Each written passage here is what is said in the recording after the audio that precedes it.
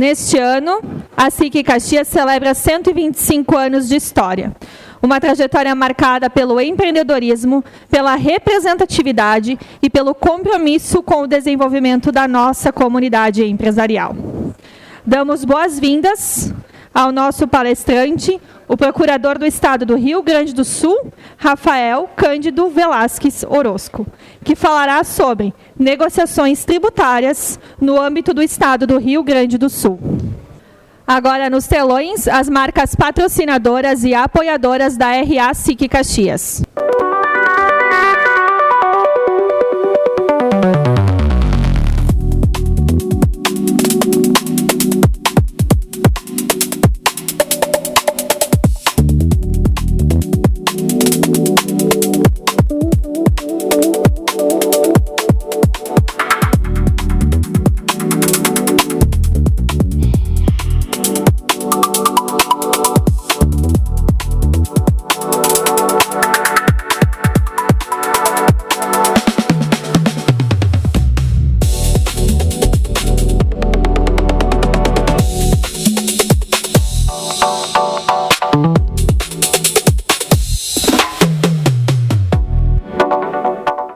O projeto Degustar de hoje tem parceria com a Vinícola Zanella.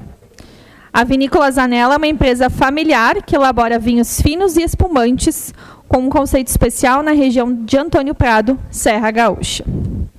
Agradecemos a presença do nosso prefeito de Caxias do Sul, Adilode Domênico, do coronel Ricardo Moreira de Vargas, comandante do CRPM Serra. Também dos presentes de sindicatos, de SICs, demais autoridades e imprensa. Para a saudação, convidamos ao palco o presidente da SIC Caxias, o Biratã Hesler.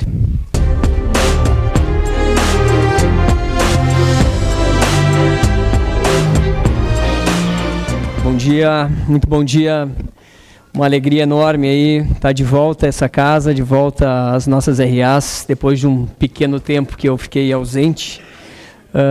Mas que certamente foi importante para a bagagem que a gente tem que criar ao longo da nossa vida, o aprendizado que a gente sempre tem, né? Então, essa ausência foi importante e agradeço de antemão aqui ao meu vice André, que tocou ficha na nossa reunião da semana passada, que eu sei que foi um sucesso aqui pelo tema super importante que a gente tratou aqui, né, das eleições.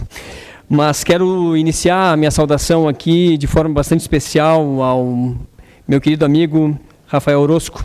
Obrigado por estar conosco, procurador do Estado do Rio Grande do Sul e coordenador da 2ª Procuradoria Regional da PGE, com sede aqui em Caxias do Sul. O Rafael é uma autoridade que conhece profundamente a realidade do Estado e que, ao longo de sua trajetória, tem dado importantes contribuições a Caxias do Sul, à região e ao Estado do Rio Grande do Sul.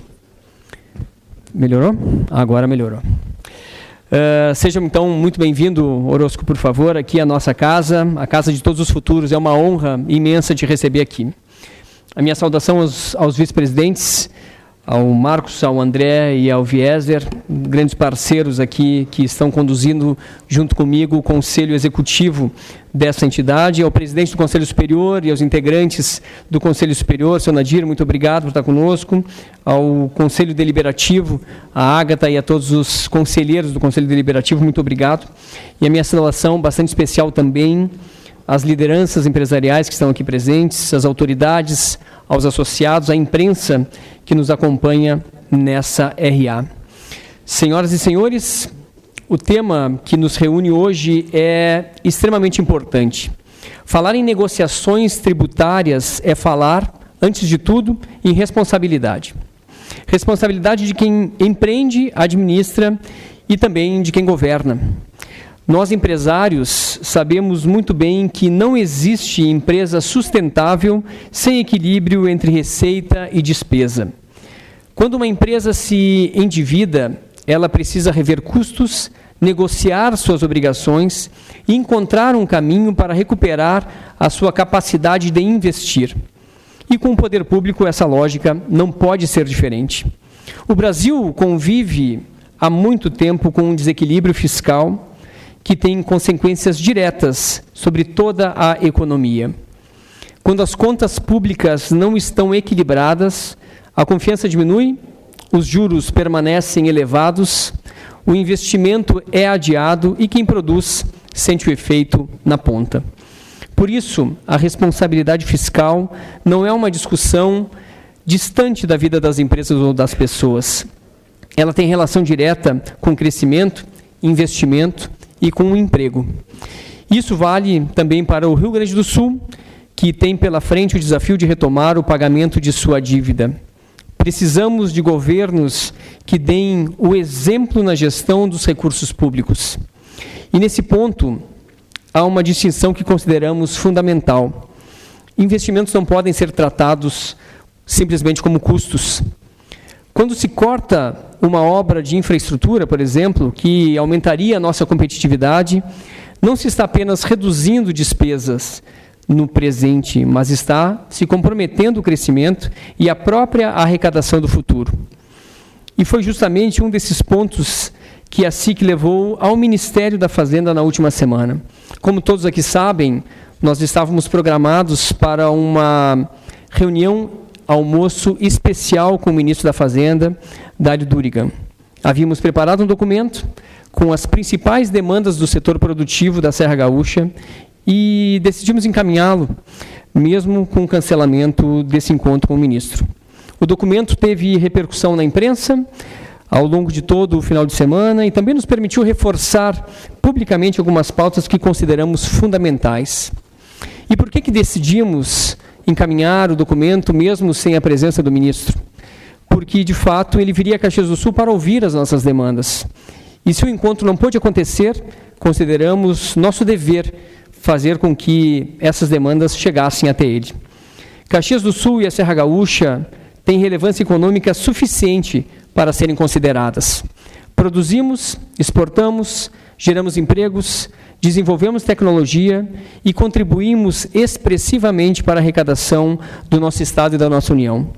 E por isso, quando abrimos essa casa para receber autoridades, representantes do governo ou lideranças nacionais, não o fazemos apenas por protocolo.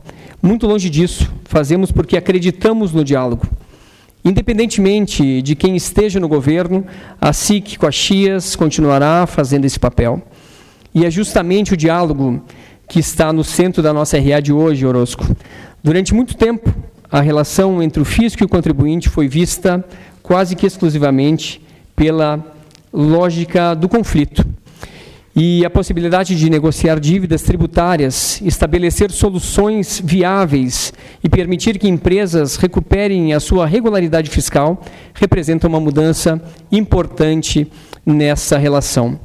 Por isso, Orozco, mais uma vez, o meu muito obrigado por estar conosco, por aceitar o convite dessa casa e compartilhar o teu conhecimento aqui conosco. Muito obrigado e desejo uma excelente RA a todos nós. Obrigado. Senhoras e senhores, entre os dias 20 de maio e 1º de julho de 2026, Caxias do Sul foi palco de uma grande mobilização em prol da saúde preventiva. A carreta do SESC de Saúde Preventiva reuniu esforços de instituições, empresas e entidades que acreditam que quando cada uma faz a sua parte, toda a comunidade é beneficiada. Há 125 anos, a SIC Caxias acredita que o desenvolvimento acontece por meio da união. É essa força do associativismo que aproxima empresas, entidades e comunidade, tornando possíveis iniciativas que geram resultados concretos e um impacto positivo na vida das pessoas. Como forma de reconhecimento e agradecimento por essa importante contribuição, convidamos ao palco a presidência executiva da SIC Caxias, presidente Ubiratã e os vice-presidentes Oliver, Marcos e André. E convidamos ao palco os representantes das seguintes empresas associadas: a Ótica Pioneer, Ótica Lauro, Ótica Martinato e Visia Ótica. A vocês, nosso sincero agradecimento por acreditarem na força do associativismo e por demonstrarem que quando empresas se unem em torno de um propósito maior, quem ganha é a comunidade. Agradecemos pela doação das armações de óculos em prol da comunidade e da saúde de Caxias do Sul.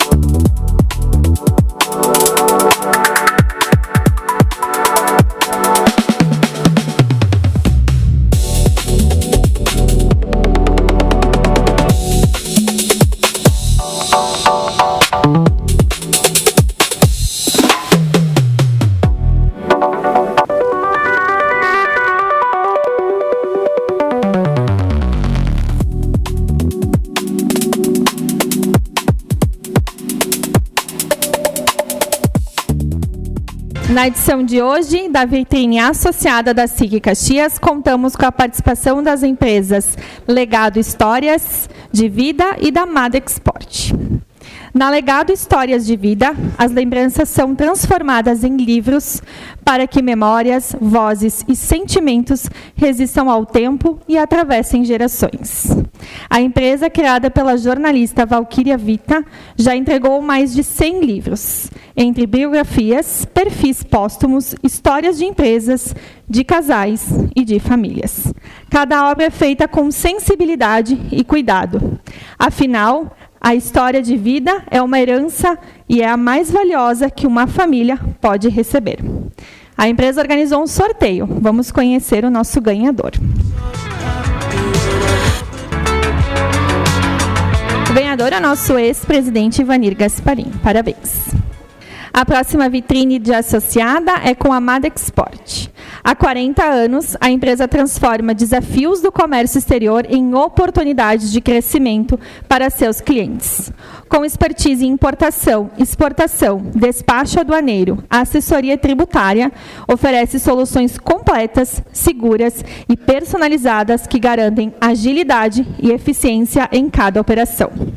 Mais do que uma empresa estratégica, comprometida em gerar resultados, reduz custos e impulsiona a competitividade dos negócios.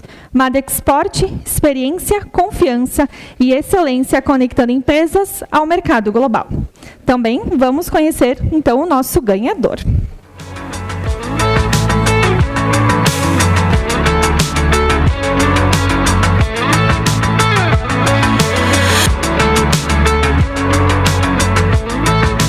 A ganhadora é Sheila Maraskin, da Unimed.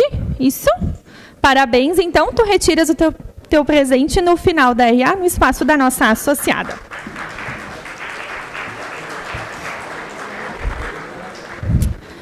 Aproveitamos este momento para convidar a todos para os próximos eventos da SIC Caxias.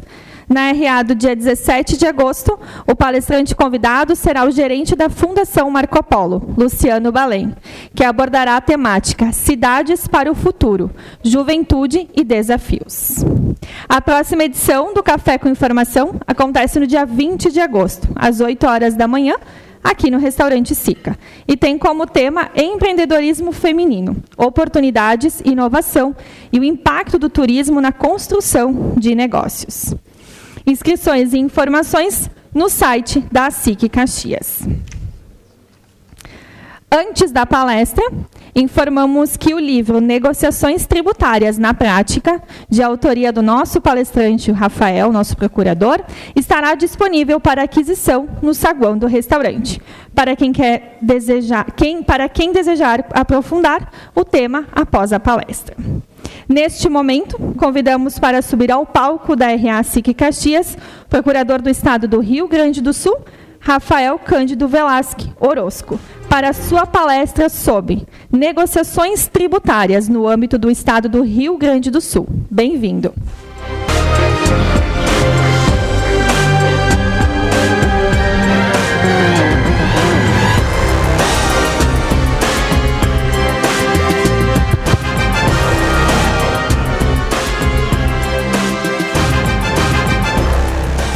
Bom dia, acho que ainda não começamos a almoçar, né?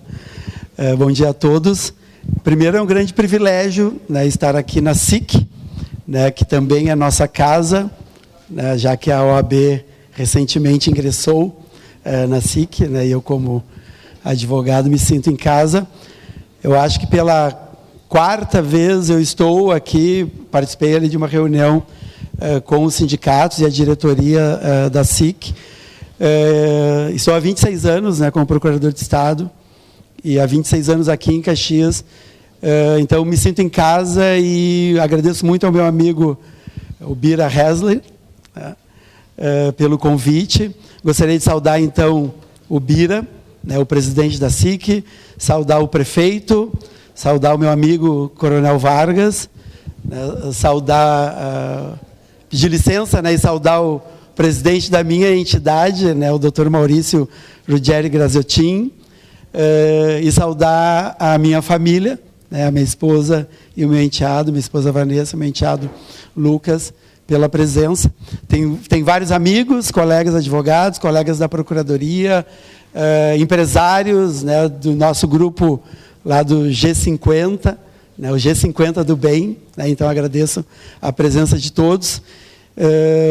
E a minha presença aqui, independentemente de eu ser um servidor público, ela muito, eu acredito que tem a ver com a minha visão de mundo, né, minha visão ideológica também, que me levaram a enxergar a minha atividade profissional de uma maneira um pouco diferente, né? Talvez sim, quebrando paradigmas, num momento histórico. Eu estou há 26 anos como procurador de Estado e acredito que boa parte desse tempo, né, no início um pouco mais discreto, né, porque nós temos toda uma corregedoria, né, os procuradores entram e tentam seguir o caminho que é posto pelos demais colegas, mas a partir do diagnóstico de que no processo de cobrança da dívida, né, as nossas execuções fiscais, ele era como eu falei agora há pouco ali na reunião, né, era o famoso pacto da mediocridade, em que eu finjo que eu cobro, o advogado da empresa finge que defende, a empresa finge que está pagando e a gente acaba não tendo resultado algum. E pior ainda, quando a execução fiscal ela acaba sendo bem sucedida, ela causa um estrago muito grande no empreendimento, porque acaba vendendo a máquina da empresa, às vezes a sede da empresa, às vezes os estoques da empresa, e muitas vezes a empresa não tem condições de dar continuidade às suas atividades. Então, há 26 anos, né, eu tomei posse como procurador em 24 de fevereiro de 2000, entrei em exercício aqui em Caxias do Sul em maio, desde sempre, né, trabalhando nos processos executivos fiscais e vendo essa realidade de uma ineficiência, mas com a obrigação e um primado que pauta a administração pública, que é aquele primado que, inclusive, eu tive a oportunidade, quando eu fiz a minha pós-graduação em Direito de Estado, de escrever um paper a respeito disso, que o meu professor, inclusive, tu quer realmente mandar adiante esse papel, que é uma crítica ao primado italiano, que na minha pesquisa eu descobri que era italiano, né? Que o particular pode tudo aquilo que a lei não proíbe, e a administração pública somente aquilo que a lei prevê. E, na minha opinião, quando tu segue esse primado de uma maneira muito estreita, rigorosa, ele muitas vezes é a causa da ineficiência do Estado.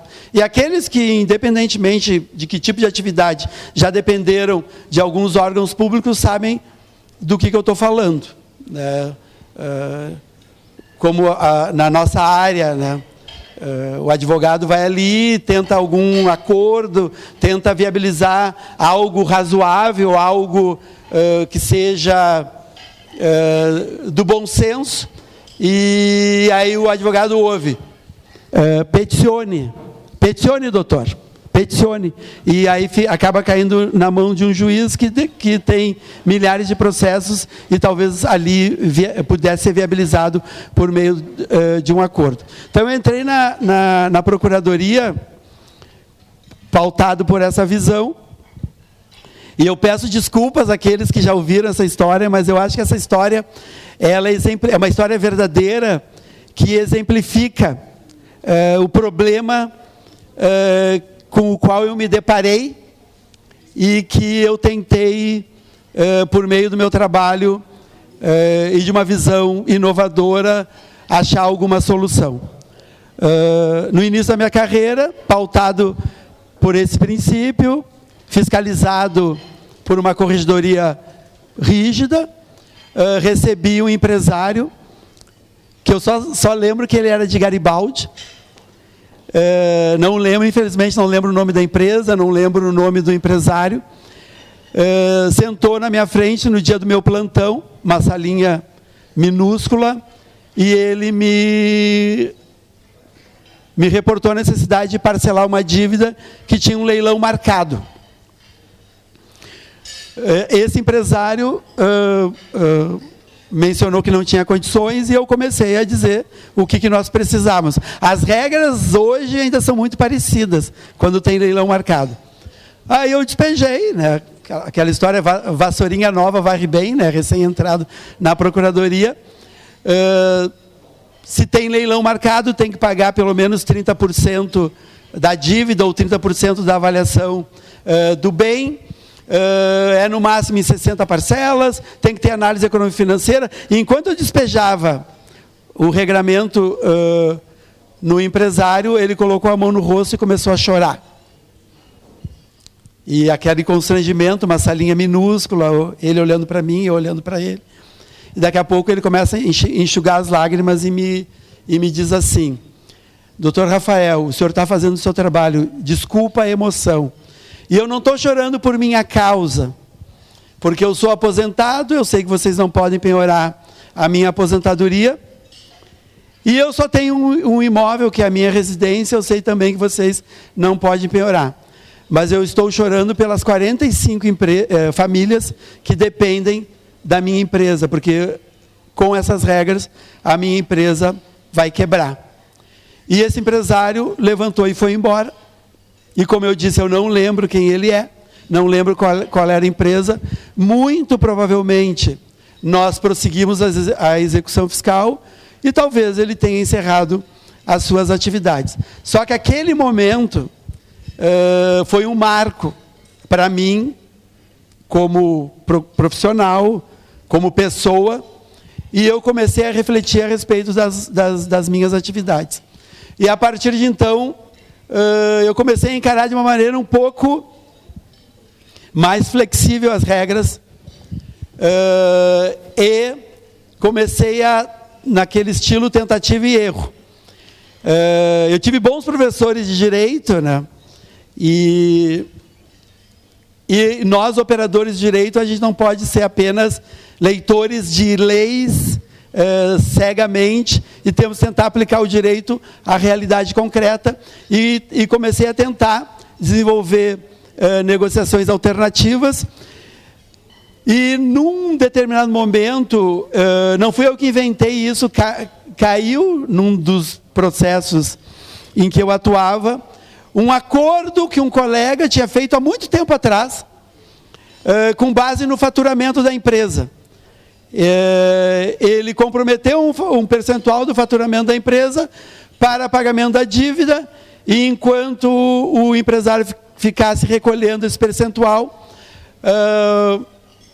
a execução fiscal seria suspensa. E eu comecei a desenvolver esse novo jeito de fazer, que para mim foi um grande achado, e fui desenvolvendo essa técnica. E aqui eu gostaria de fazer uma menção, né, porque ninguém faz nada sozinho, ao Poder Judiciário, na pessoa da doutora Maria Aline Fonseca, que era, na época, a juíza titular da Vara da Fazenda Pública, porque eu, talvez até de uma maneira maliciosa, eu me vali muito da decisão judicial para dar guarida aos acordos que eu fazia. Então, eu celebrava um acordo com uma empresa a partir do faturamento da empresa, às vezes em valores superiores a 60 parcelas que eram legalmente autorizadas, e submetia a homologação do Poder Judiciário. a juíza homologava e eu não recorria, o advogado não recorria e nós tínhamos o trânsito julgado daquele acordo. A partir dessa sistemática, eu comecei a ser demandado por muitas empresas, né? As notícias correm, né? E comecei a fazer alguns acordos. E, obviamente, vocês imaginam que houve... eu fui bombardeado por críticas por aquela visão da legalidade estrita. Tive que me explicar, mas bati o pé em relação à minha autonomia como advogado e à minha autonomia como procurador do Estado. E dizia, se querem que eu não faça, então peguem meus processos, que era uma pilha enorme. Hoje as pilhas existem, mas elas são eletrônicas, né? E fui bombardeado com muita crítica. Só que a partir do momento em que os resultados começaram a aparecer, eu comecei a ter aliados. Porque o principal requisito dessas negociações que eu comecei a desenvolver era que a empresa teria o benefício, o grande benefício, de ter um percentual do seu faturamento comprometido com o pagamento da dívida e não 1/60 da dívida, desde que a empresa voltasse a pagar o imposto do mês em dia. E isso começou a ter um reflexo muito significativo no âmbito da Receita Estadual, em que as empresas informavam o débito do mês, não pagavam, essa dívida ia para ajuizamento, elas informavam o débito do mês, não pagavam, a dívida ia para a Procuradoria e mensalmente era um enxugar gelo do trabalho da Receita e do trabalho da Procuradoria. Com a negociação, a gente estancava essa sangria e isso começou a ter resultados bem significativos. A partir desse momento, eu comecei a ter um apoio institucional, mas eu tinha ainda muitos críticos, né? E no governo da governadora Ieda Crucius, eu tive a felicidade de ter uma excepcional colega como Procuradora-Geral do Estado, a doutora Eliana Soledade Grefe Martins, que nós não nos conhecíamos, e Vanessa foi amor à primeira vista profissional, tá? Mas foi amor à primeira vista profissional. A doutora Eliana gostou do meu estilo e começou a me passar muitas demandas.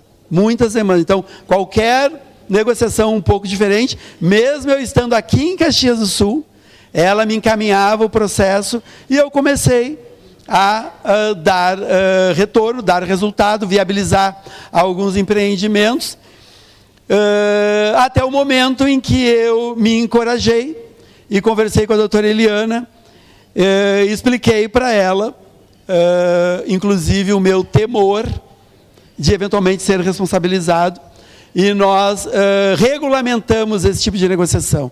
Então, em 18 de fevereiro do ano de 2009, foi publicada a portaria 43 no Diário Oficial, que é o primeiro regramento das negociações de penhora de faturamento, que foi uma redação minha, e obviamente que o último artigo estão homologados todos os acordos feitos e que seguiram as premissas desse regramento, justamente porque ainda havia muitas pessoas que queriam me punir por eu estar tentando viabilizar alguns empreendimentos. Institucionalmente, a Procuradoria começou a dar o apoio e o Estado começou a dar o apoio. A partir dos resultados, nós tivemos uma alteração no sistema da cobrança da dívida ativa, com a criação inclusive de um código, em que essas negociações, elas são negociações que suspendem a exigibilidade do crédito tributário, da mesma forma que esses débitos estivessem parcelados. Posteriormente, tivemos mais 2 regramentos que atualizaram essa portaria, e hoje nós temos a portaria 434 do ano de 2009, que é o que regulamenta. E qual o fundamento jurídico e econômico para esse tipo de negociação? O fundamento jurídico é o artigo 37 da Constituição Federal. Sim, o princípio da legalidade está lá, né? É o artigo que é a base da administração pública em nível nacional. O artigo 37 começa dizendo que são princípios da administração pública o princípio da legalidade, mas, ao lado desse princípio, dentre outros, está o princípio da eficiência. E numa lição, inclusive no livro, a gente cita, né, o Leandro Brescovitch, que é o coautor, que é analista jurídico da Procuradoria, que me convenceu a escrever o livro, né, e trouxe muito fundamento teórico. Um deles foi o jurista gaúcho e de reconhecimento nacional e internacional, professor titular de Direito Tributário da USP, Humberto Ávila, que a primeira grande obra de sucesso do Humberto Ávila foi a teoria dos princípios, em que ele ensina que nenhum princípio pode ser lido de forma isolada. Os princípios eles têm que ser lidos em conjunto e, no caso concreto, um pode prevalecer em relação ao outro. Então, a legalidade estrita, ela pode dar espaço para o princípio da eficiência, se assim for exigido pelo caso concreto. E, na minha visão, a continuidade de empreendimentos é um grande fundamento, né, para que a gente possa deixar um pouco relativizado o princípio da legalidade para fazer um acordo de penhora de faturamento que seja efetivo, eficiente, para que a empresa possa eventualmente se recuperar. Esse, então, é o grande fundamento legal, né, constitucional. E o fundamento econômico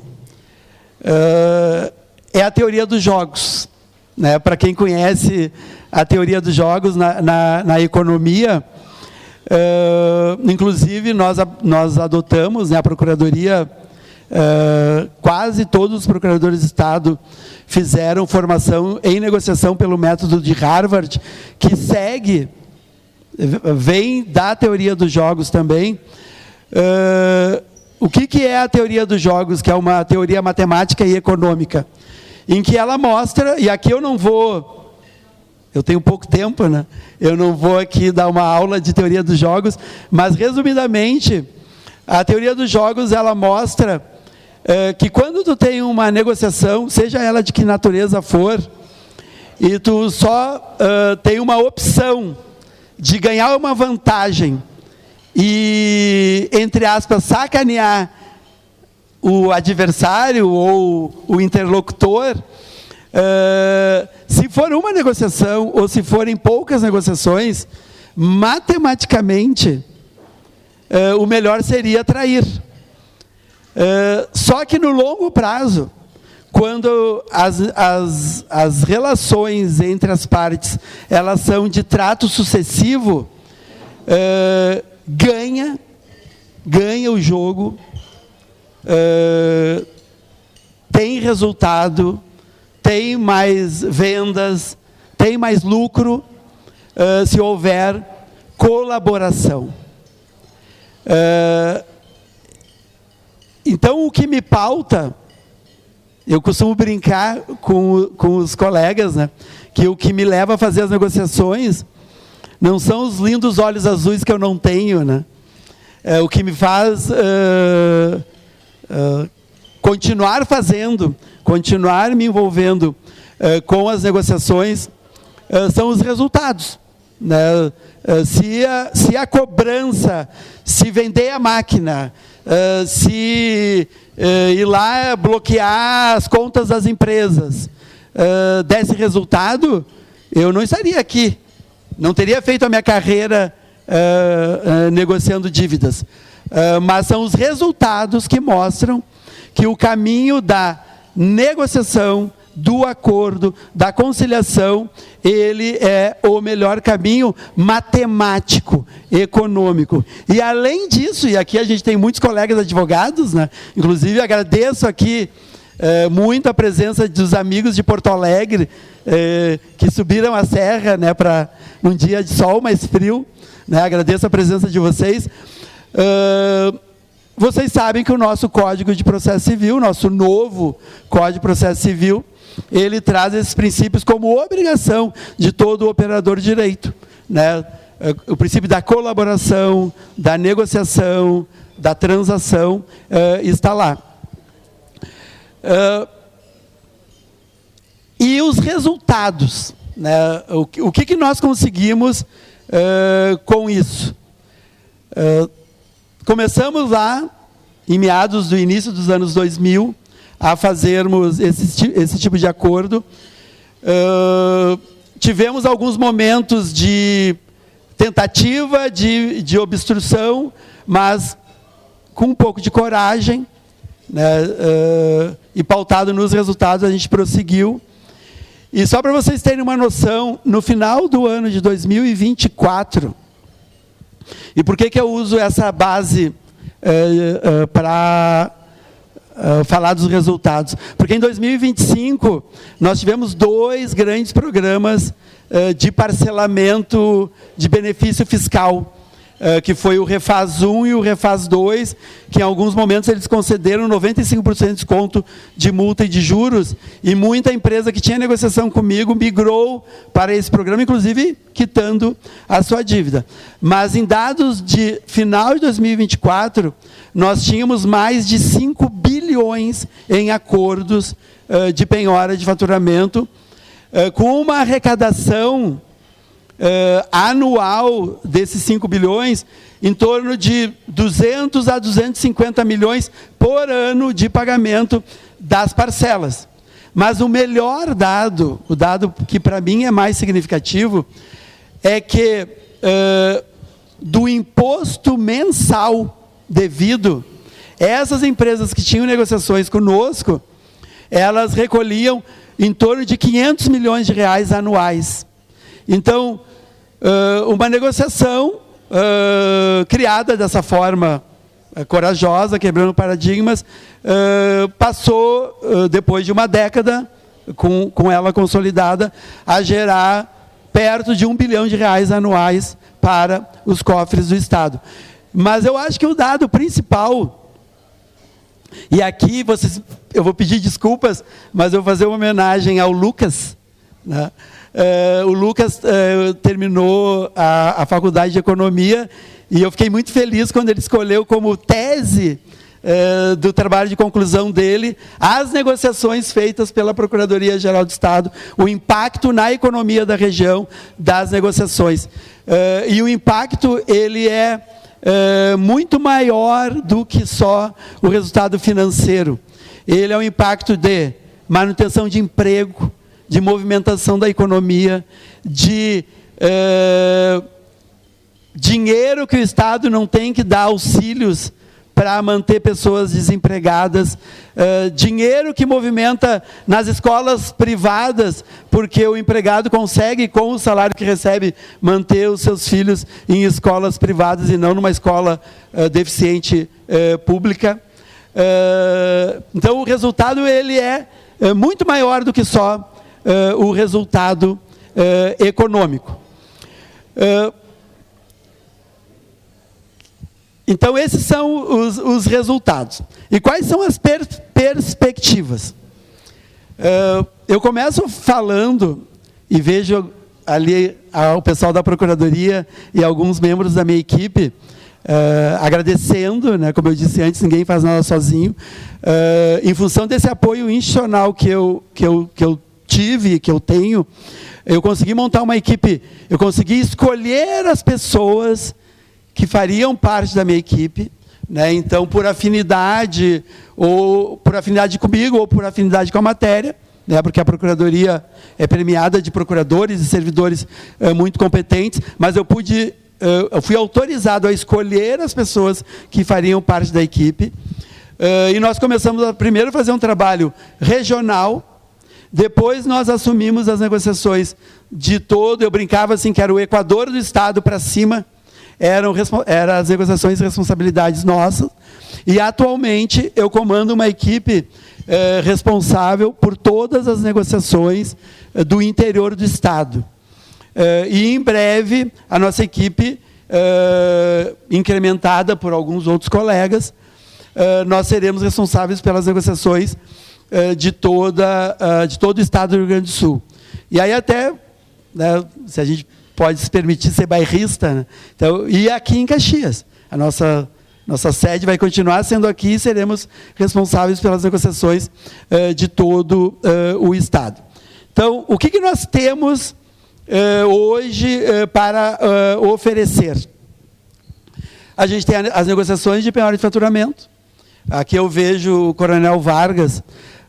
Nós já fizemos muitas negociações que não são só negociações de penhora de faturamento, mas como, por exemplo, dependendo da necessidade dos órgãos públicos, recebendo o produto que eventualmente a empresa produz, como o pagamento da dívida, né, o Instituto da Adjudicação, e assim, só para falar de projetos feitos recentemente, nós viabilizamos a criação do Colégio Tiradentes, por meio de adjudicação de bens, Tiradentes que, em 4 anos de existência, já é a 7ª melhor escola do Estado do Rio Grande do Sul, o Tiradentes de Caxias do Sul. Viabilizamos a mobília para a criação do CIOP, né, que é o centro ali de monitoramento das câmeras aí da cidade, que congrega todos os órgãos de segurança.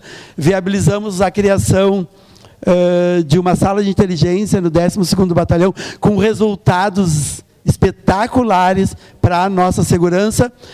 Viabilizamos milhares de conjuntos de carteiras escolares para as escolas do Estado. Enfim, o Instituto da Adjudicação também é um instituto que a gente se vale para viabilizar a continuidade dos empreendimentos e as necessidades eventuais que o Estado tem. E para o futuro,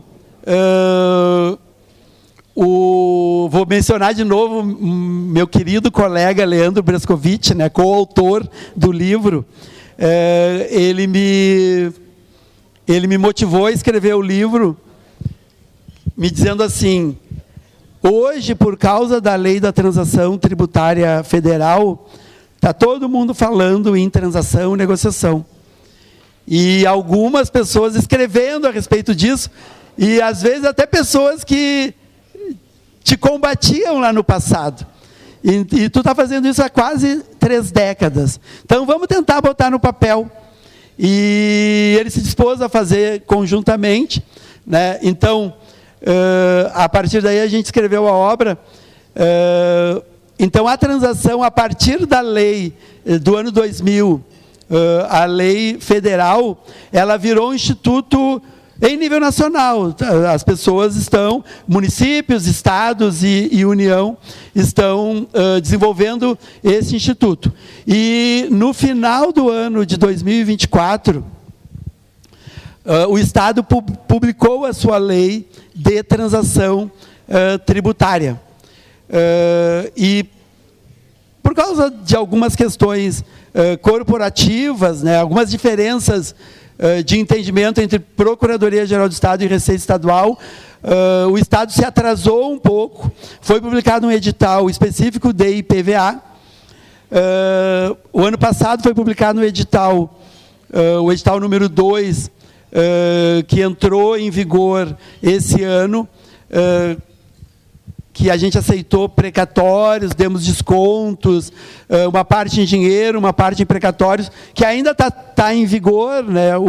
Ele encerra ali em janeiro toda a análise dos precatórios, mas nós temos uma expectativa de termos a transação individual, em que a gente vai ter um instituto muito parecido com o Instituto Federal, com a nossa cara, né, possibilitando o uso de precatórios, talvez dispositivos conforme o valor de uma negociação mais simplificada, até determinado valor, e acima desse limite, uma negociação ampla, né, viabilizando o Instituto da Transação. E é importante mencionar, em que pese, como eu mencionei, no ano passado a gente teve 2 programas de concessão de benefícios extraordinários, né, como 95% de desconto de multa e de juros. A ideia da transação tributária é que a gente não tenha mais os famosos refises. Refis, refaz, em dia, né? Aqui no Rio Grande do Sul é interessante que quando é um governo de esquerda, os programas são chamados em dia. Quando não é um programa de direita, eles são refaz, né? Não sei porquê, mas é assim. E em nível da União é refis. Então, a ideia da transação é que a gente abandone esse conceito de refis, de refaz, porque esse conceito ele foca muito na dívida. E a transação, a ideia é que o foco seja no devedor. Então, uma negociação customizada à realidade do devedor é o que a gente espera. E transação, no conceito de transação, são concessões recíprocas. Então, quando a gente tem regramentos muito amarrados, mesmo que seja um pouco mais elaborados, a gente tem um refis mais elaborado. Então, eu estou aqui, inclusive, eu e o Leandro escrevemos esse livro para tentar trazer esses conceitos, né, para que a gente possa cativar outros, para que se envolvam, inclusive estudem a respeito, para que a gente desenvolva esse conceito de uma maneira muito técnica, mas também muito prática, né, voltada à resolução do problema efetivo das empresas, e que a transação seja um instituto muito bem sucedido. Eu gostaria de encerrar minha fala, porque daqui a pouco eu já vou receber aqui o aviso, né, 5 minutos quase. Eu gostaria de encerrar minha fala e aproveitando o ambiente da SIC, né, de empresários, né, empreendedores e empresários, né,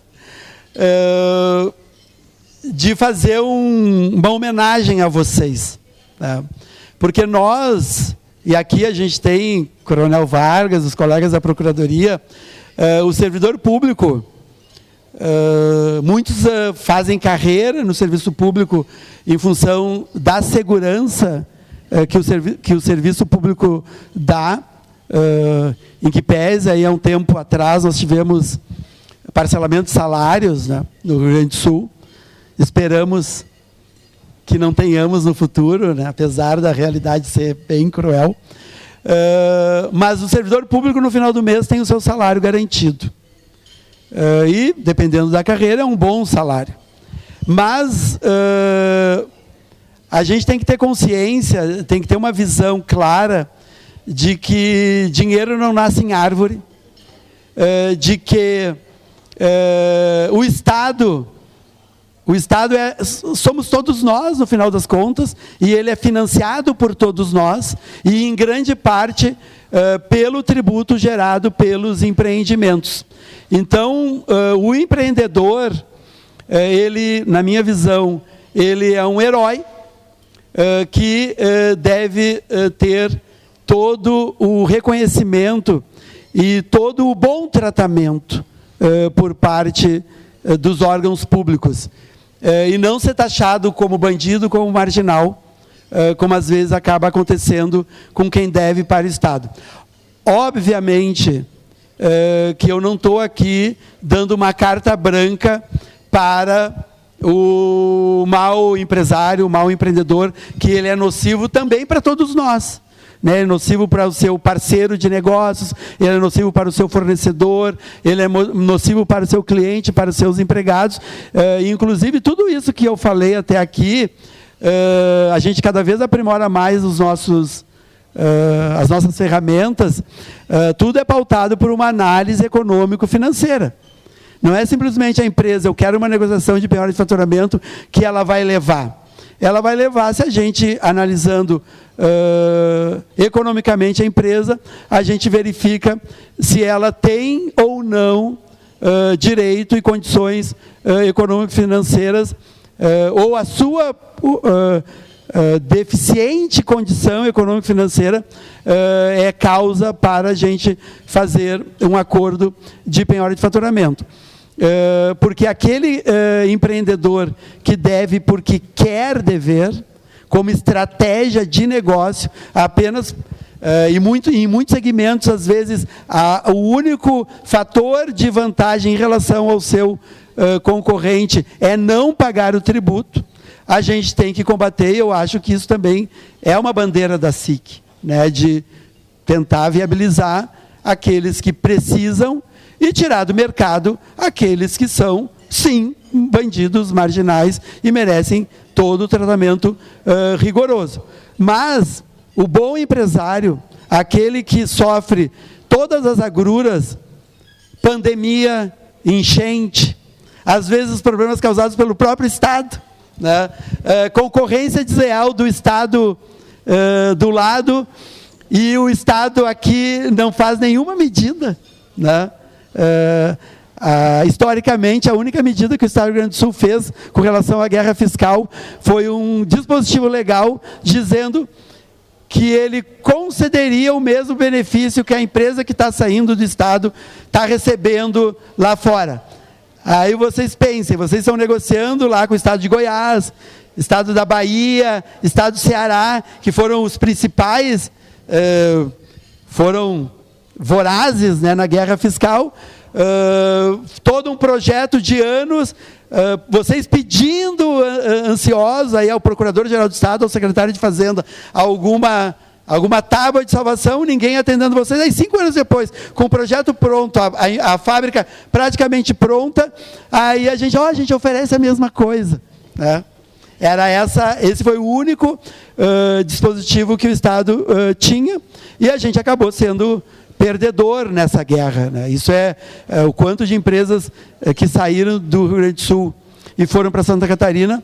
Agora o novo destino é o Paraguai, né, do Brasil todo, né? E acho que a gente tem que, para não deixar os colegas sem resposta, né, com relação aos anseios políticos, por que o Estado é assim, por que não funciona, por que quando eu demando alguém ele não me responde, por que não ouvem os nossos anseios. Eu tenho a dizer que eu sou um servidor público de carreira, com uma visão proativa, talvez empreendedora, talvez empresária, né, tentando fazer a diferença, mas eu acho que a mudança ela vem do voto, né? E eu não vou fazer aqui campanha para quem quer que seja, cada um tem a sua visão ideológica. O meu aviso já tocou. Mas votando, né? O Estado somos todos nós, a gente tem a sociedade e os políticos que a gente merece, mas dentro do meu nicho eu estou tentando fazer a minha parte, né? Então era isso. Eu agradeço a atenção de todos. Quem quiser me dar o privilégio de adquirir o livro e eventualmente receber o autógrafo, eu estarei à disposição depois. Obrigado.